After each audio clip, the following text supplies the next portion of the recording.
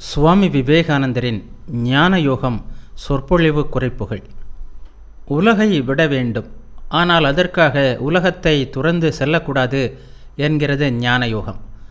உலகிலேயே வாழ வேண்டும், ஆனால் அதனால் பற்றுப்படாமல் இருக்க வேண்டும். இதுவே துறவியின் உண்மையான சோதனை. ஏறக்குறைய எல்லா மதங்களிலும் துறவு கருத்து ஏதாவது ஒரு வகையில் இருக்கவே செய்கிறது. எல்லோரையும் சமமாக காணவும் சமத்துவத்தை மட்டுமே எங்கும் பார்க்கவும் ஞான யோகம் நம்மை வற்புறுத்துகிறது. புகழ்ச்சி, இகழ்ச்சி, நன்மை, தீமை, ஏன் சூட்டையும் குளிரையும் கூட நாம் சமமாக ஏற்றுக்கொள்ள வேண்டும். இதனை அப்படியே வாழ்ந்து காட்டுகின்ற சான்றோர் பலர் இந்தியாவில் உள்ளனர். இமயத்தின் பனிமலை சிகரங்களிலும் பாலைவனத்தின் சுட்டெரிக்கும் மணல் வெளிகளிலும் உடம்பில் சிறு ஆடை கூட இன்றி இந்த இரண்டிற்கும் எந்த வேற்றுமையையும் காணாமல் அவர்கள் அலைந்து திரிகிறார்கள். நாம் உடம்பு என்ற இந்த மூட கருத்து இருக்கிறதே, அதை முதலில் விட வேண்டும். நாம் உடம்பு அல்ல. அடுத்தது நாம் மனம் என்ற மூட கருத்தை விட வேண்டும். நாம் மனமும் அல்ல. மனம் என்பது ஆன்மாவிற்கு ஒரு பட்டு சட்டை என்று வேண்டுமானால் சொல்லலாம். ஆனால் அது ஒருபோதும் ஆன்மாவின் ஒரு பகுதியாகாது. உடம்பு என்று சொல்லும்போதே அதற்குள் ஏதோ ஒன்று இருக்கிறது என்பது நமக்கு புரிகிறது. அதுவே இருப்பு. நமது உடல்கள் தங்களுக்கு பின்னால் உள்ள எண்ணம் என்பதை சுட்டி நிற்கின்றன. எண்ணங்களும் தங்களுக்கு பின்னால் ஏதோ ஒன்று இருப்பதை சுட்டி காட்டுகின்றன. அந்த ஏதோ ஒன்றுதான் ஆன்மாவிற்கெல்லாம் ஆன்மா, பிரபஞ்சத்தின் ஆன்மா, நமது வாழ்க்கைக்கெல்லாம் உயிர் நாடி, நமது உண்மையான ஆன்மா. அதுவே உண்மையில் உள்ளது. இறைவனிலிருந்து நாம் வேறானவர்கள் என்ற எண்ணம் கடுகளவு இருக்கும் வரை நம்மிடம் பயம் இருந்தே தீரும். ஒன்றேயான பரம்பொருள் நாமே என்பதை உணரும்போது பயம் விலகும். ஒன்றேயான அந்த நிலையில் எதை கண்டு பயப்படுவது? ஞானி தனது சங்கல்ப ஆற்றல் ஒன்றினாலேயே பிரபஞ்ச உணர்வை கடந்து உடல், மனம் எல்லாவற்றிற்கும் அப்பால் செல்கிறான். இவ்வாறு அஞ்ஞானத்தை அழித்து ஆன்மாவை உணர்கிறான்.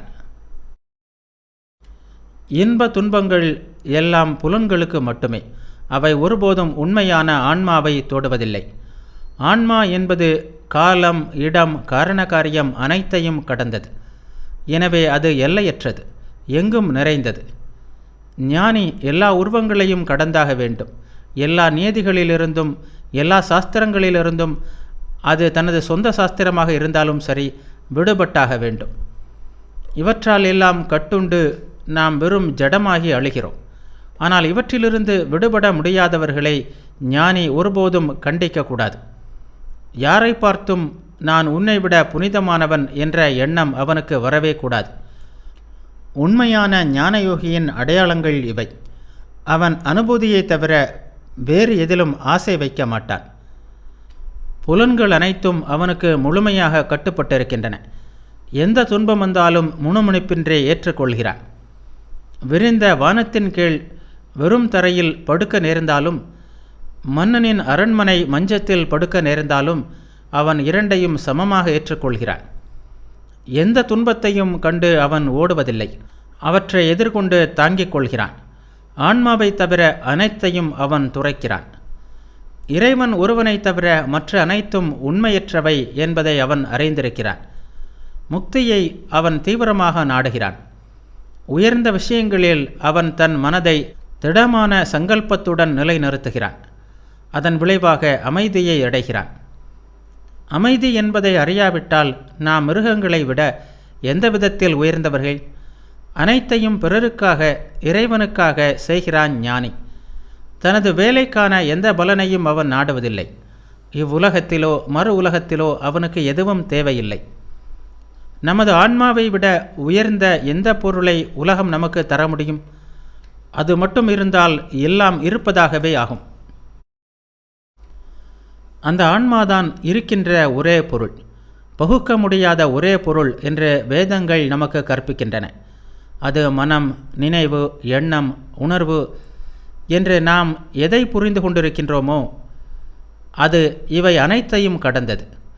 அதிலிருந்தே அனைத்தும் வந்துள்ளன. அதன் மூலமாகவே அல்லது அதன் காரணமாகவே நாம் பார்க்கிறோம், கேட்கிறோம், உணர்கிறோம், சிந்திக்கிறோம்.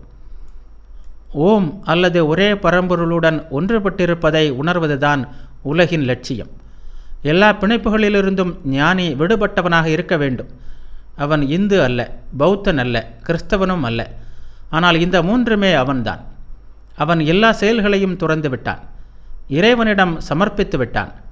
அந்த நிலையில் அவனை பிணைக்க எந்த செயலுக்கும் ஆற்றல் இல்லை. அவன் ஒரு தீவிரமான பகுத்தறிவுவாதியாக இருக்கிறான்.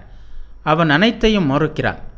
வெறுமனே நம்பு என்ற பேச்சு இல்லை, மந்திரங்கள் இல்லை, சொர்க்கம் இல்லை, நரகம் இல்லை, மதம் இல்லை, கோவில் இல்லை, ஆன்மா மட்டுமே உள்ளது என்று இரவும் பகலும் தனக்குத்தானே கூறுகிறான்.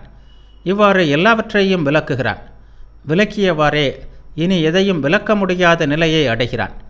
அந்த நிலையே ஆன்மா. எதையும் அவன் உடனடியாக ஏற்றுக்கொள்வதில்லை. பகுத்தறிவாலும் சங்கல்ப பலத்தாலும் அவன் ஒவ்வொன்றையும் பகுத்து ஆராய்கிறான்.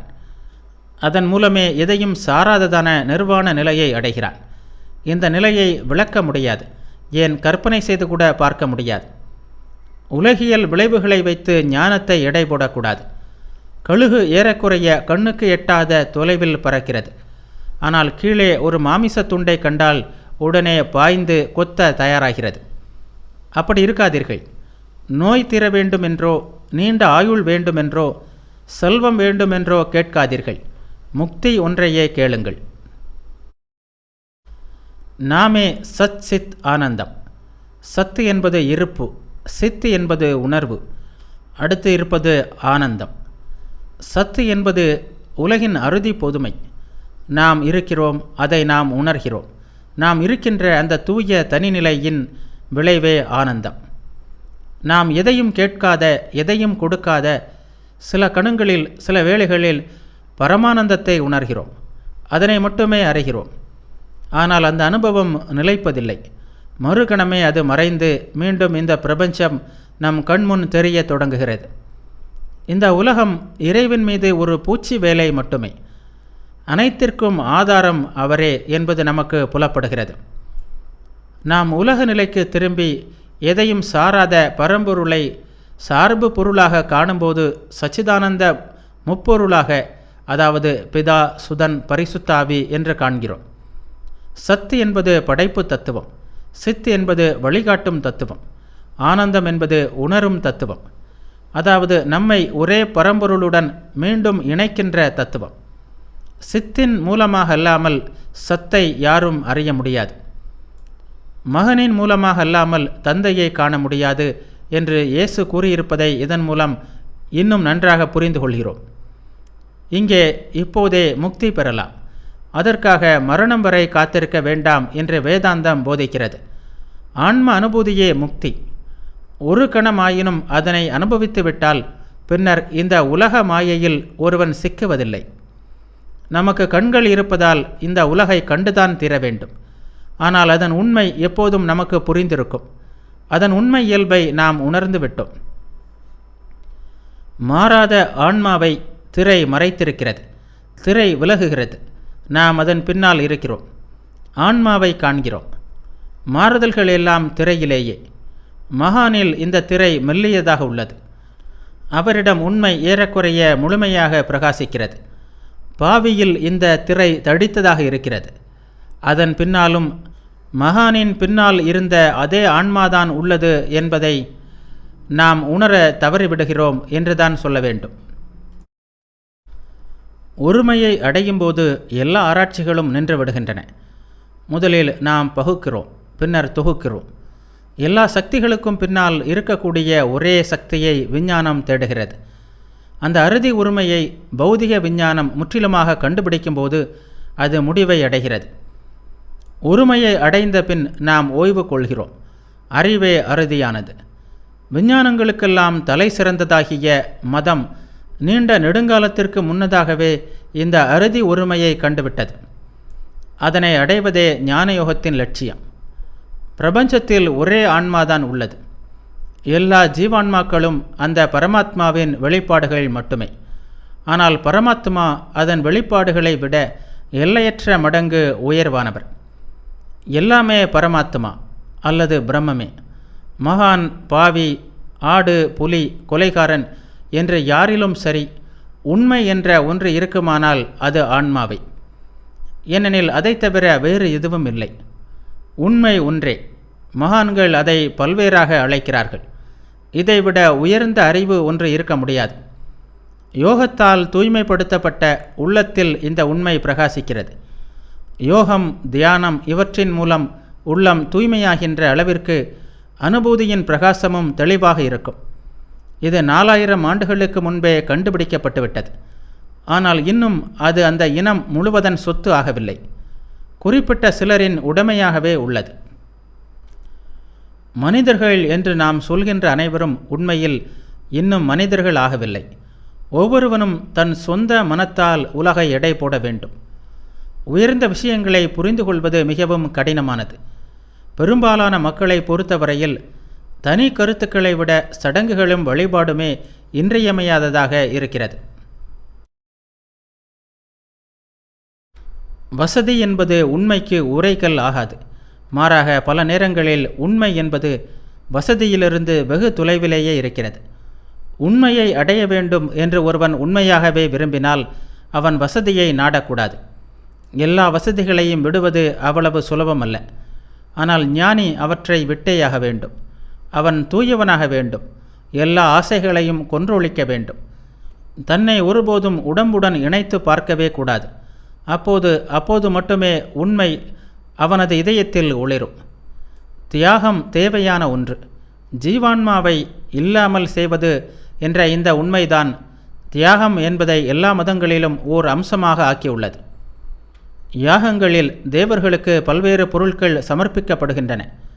இவை உண்மையான சமர்ப்பணம் அல்லது தியாகத்திற்கு ஓர் அடையாளமே ஆகும். ஆன்மாவாக தோன்றிக் கொண்டிருக்கின்ற ஜீவான்மாவை சமர்ப்பிப்பதே, அதனை தியாகம் செய்வதே உண்மையான தியாகம். இதன் மூலமே ஆன்மாவை, அதாவது பரமாத்மாவை அடைய முடியும். உடம்பை பாதுகாப்பதற்கு ஞானி முயலக்கூடாது. அப்படி நினைக்கவும் கூடாது. வானமே இடிந்து வீழ்ந்தாலும் அவன் நிலை குலையாமல் வலிமையுடன் உண்மையை தொடர்ந்து செல்ல வேண்டும். பித்துக்குளித்தனமாக இருக்க விரும்புவோர் இதை செய்ய முடியாது. இது ஒரு வாழ்நாள் முழுவதும் இல்லை நூற்றுக்கணக்கான பிறவிகளில் செய்ய வேண்டிய வேலை. இறைவனை உள்ளே உணர்வதற்கும் சொர்க்கம், சகுன கடவுள் போன்றவற்றை விடுவதற்கும் எந்த பிரதிபலனையும் எதிர்பார்க்காமல் இருப்பதற்கும் உரிய துணிவு மிக சிலரிடமே இருக்கும். இதை சாதிக்க மிகவும் திடமான சங்கல்பம் வேண்டும். சிறிது சலனம் கூட பயங்கர பலவீனத்தின் அறிகுறியே. மனிதன் எப்போதும் பூரணனாகவே இருக்கிறான். அவன் பூரணன் அல்ல என்றால் ஒருபோதும் அவனால் பூரணனாக முடியாது. ஆனால் அவன் அதை உணர வேண்டும். புற காரணங்களால் கட்டுப்படுகின்ற நிலையில் இருக்கும்போது அவன் அழியக்கூடிய ஒரு சாதாரண மனிதனாகவே இருப்பான். கட்டுப்பாடுகளை கடந்த நிலையில் மட்டுமே அழிவின்மை, மரணமின்மை என்பதெல்லாம் உண்மையாக இருக்க முடியும். ஆன்மாவில் எந்த செயல்பாடும் இல்லை. அப்படி இருப்பதாக நினைப்பது வெறும் மனமயக்கம். மனிதன் எப்போதும் ஆன்மாவுடன் தன்னை ஒன்றுபடுத்தி கொள்ள வேண்டுமே தவிர உடம்புடனும் மனத்துடனும் இணைத்து கொள்ளக்கூடாது. தன்னை ஒரு சாட்சியாக அவன் உணர வேண்டும். அப்போது அவன் தன்னை கடந்து செல்கின்ற இந்த பிரபஞ்ச நிகழ்ச்சியின் அழகை கண்டு ரசிக்க முடியும். நானே பிரபஞ்சம், நானே பிரபஞ்சம் என்று கூட அவன் தனக்குள் அடிக்கடி சொல்லிக் கொள்ள வேண்டும். ஒன்றேயான ஆன்மாவுடன் மனிதன் தன்னை உண்மையாக ஒன்றுபடுத்தி கொள்ள முடியுமானால் அவனால் எதையும் சாதிக்க முடியும். ஜடப்பொருள் அனைத்தும் அவனுக்கு அடிமையாகும். வெண்ணெயை கடைந்தெடுத்த பின் அதை தண்ணீரிலோ பாலிலோ இடலாம். அது அவற்றுடன் கலக்காது. அதுபோல் மனிதன் ஆன்மாவை ஒருமுறை உணர்ந்துவிட்டால் அதன் பின் அவன் அதனால் கட்டுப்பட மாட்டான் என்பார் ஸ்ரீராமகிருஷ்ணர். உயர பறக்கின்ற ஒரு பலூனிலிருந்து பார்க்கும்போது சிறிய வேறுபாடுகள் எதுவும் தெரிவதில்லை. மனிதன் போதிய அளவு உயர்நிலையை அடையும் போது நல்லவன் தீயவன் போன்ற வேற்றுமைகள் தெரிவதில்லை. பானை சுடப்பட்டு விட்டால் அதன் பிறகு அதன் வடிவத்தை மாற்ற முடியாது. அதுபோல் இறைவனால் தொடப்பட்டு ஞானத்தில் சுடப்பட்ட மனம் மாறாது. தத்துவம் சமஸ்கிருதத்தில் தர்சனம், தெளிந்த காட்சி என்று கூறப்படுகிறது. மதம் என்பது செயல்முறை தத்துவம். வெறும் கொள்கைகளுக்கும் கற்பனை தத்துவங்களுக்கும் இந்தியாவில் அதிக மதிப்பில்லை. அங்கே மத அமைப்பு இல்லை, மத பிரிவு இல்லை, கொள்கைகள் இல்லை. துவைதிகள் அத்வைதிகள் இவர்களே இரு பெரும் பிரிவுகள். முக்திக்கு வழி இறையருள். ஒருமுறை காரணகாரிய நியதி செயல்பட தொடங்கிவிட்டால் அதை நிறுத்த முடியாது. அந்த நியதியால் கட்டுப்படாத இறைவன் மட்டுமே அதை நிறுத்த முடியும். அவனது அருளால் நாமும் அதை சாதிக்க முடியும் என்று துவைதிகள் கூறுகிறார்கள். அத்வைதிகளோ சுதந்திரமான ஏதோ ஒன்று இந்த இயற்கையின் பின்னால் உள்ளது, அனைத்து நியதிகளையும் கடந்த அதனை அறிவதால் தான் நமக்கு சுதந்திரம் வாய்க்கிறது, சுதந்திரமே முக்தி என்கிறார்கள். துவைதம் ஒரு பக்க உண்மை மட்டுமே, அத்வைதமோ அறுதி நிலைக்கு செல்கிறது. முக்திக்கான மிக எளிய பாதை தூய்மை அடைதல். நாம் சம்பாதிப்பதே நமக்கு உரியது ஆகிறது. எந்த சாஸ்திரங்களோ எந்த நம்பிக்கைகளோ நம்மை காப்பாற்ற முடியாது. கடவுள் என்று ஒருவர் இருப்பாரானால் அவரை எல்லோரும் காண முடியும். சூடாக இருக்கிறது என்பதை யாரும் சொல்லித்தர வேண்டியதில்லை. எல்லோரும் அதை தனக்குத்தானே உணர்ந்து கொள்ள முடியும். கடவுள் விஷயமும் அதுபோலவே. எல்லா மனிதர்களிலும் உணர்விலும் அவர் ஒரு உண்மையாக ஒளிர வேண்டும். பாவம் என்பதை மேலை நாட்டினர் கருதும் பொருளில் இந்துக்கள் ஏற்றுக்கொள்வதில்லை. தீய செயல்கள் பாவங்கள் அல்ல. அவற்றை செய்வதில் நாம் ஏதோ ஒரு அரசனை அவமதிக்கவில்லை. நமக்கு நாமே துன்பம் இழைத்து கொள்கிறோம், அவ்வளவுதான். அதற்கான தண்டனையை நாம் அனுபவித்தேயாக வேண்டும். நமது விரல்களை தீயில் விடுவது பாவமில்லை. ஆனால் தீயில் விரலை நீட்டியவன் சூட்டை அனுபவித்தே தீர வேண்டும். எல்லா செயல்களும் குறிப்பிட்ட விளைவுகளை உண்டாக்குகின்றன. ஒவ்வொரு செயலும் செய்தவனிடமே திரும்பி வருகின்றன. கிறிஸ்தவ மதத்தில் உள்ள மும்மைவாதம் ஏகவாதத்தை விட இது துவைத கொள்கை. இறைவனும் மனிதனும் நிரந்தரமாக வேறுபட்டவர்கள் என்று இந்த கொள்கை கூறுகிறது. நாம் உயர்நிலைக்கு செல்வதில் முதல் படி நம்மை நாம் இறைவனின் குழந்தைகளாக உணர்வது. கடைசி படி நம்மை ஒன்றேயான ஆன்மாவாக உணர்வது.